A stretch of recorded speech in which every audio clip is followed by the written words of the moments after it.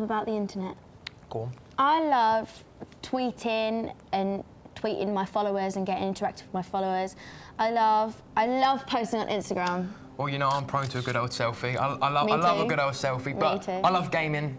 I enjoy gaming. I like going on YouTube, posting videos, watching people's videos. I think it's great. Well, I love posting on YouTube and I love watching other people's videos, but whenever I post, I don't know, a cover, I always get a hate comment saying, oh, you can't sing, and it makes me not want to post on there anymore.